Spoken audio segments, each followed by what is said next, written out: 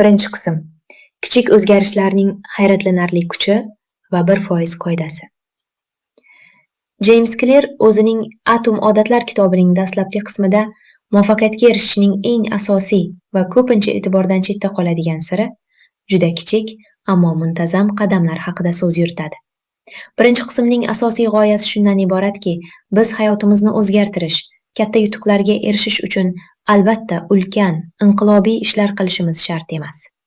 Kichik o'zgarishlarning yig'indisi vaqt o'tishi bilan hayratlanarli natijalarni beradi.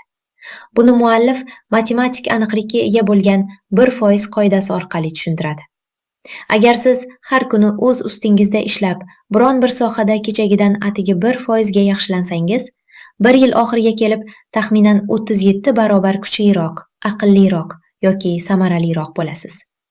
Aksincha, agar har kuni yomon odatlarga yon bosib 1% ga orqaga ketsangiz, ko'nikmalaringiz yil oxiriga borib deyarli 0 ga tushib qoladi. Clearning ta'kidlashicha, odatlar bu o'z-o'zini rivojlantirishning murakkab foizlaridir. Compound interest. Xuddi bankdagi sarmoya foizlar hisobiga yildan-yilga ko'payib borgani kabi, odatlarning natijasi ham siz ularni takrorlaganingiz sari yig'ilib ulkan kuchga aylanadi. Bu qismda yana bir muhim tushuncha. Yashirin salohiyat platosi. Plateau of latent potential tushuntiriladi. Nima uchun yomon odatlarni tashlash yoki yaxshilarni shakllantirish shunchalik qiyin? Chunki biz harakatlarimiz natijasini darhol, xuddi kinolardagidek tez ko'rishni xohlaymiz. Ammo odatlar xuddi minus darajadagi muz bo'lagiga o'xshaydi.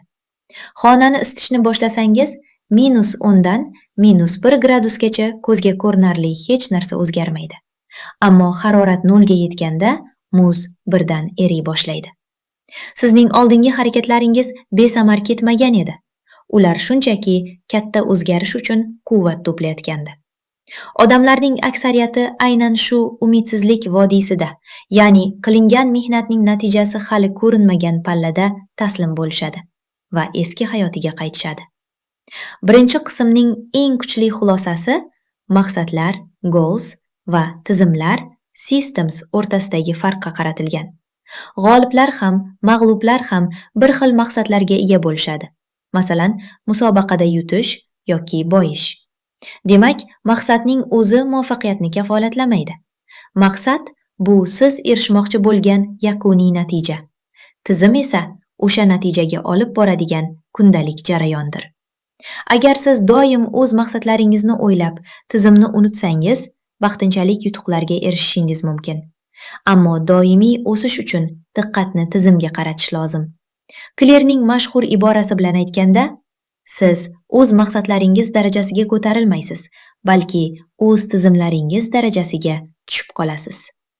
Shuning uchun maqsad qo'yishni to'xtating va unga olib boradigan kundalik kichik odatlar tizimini yarating.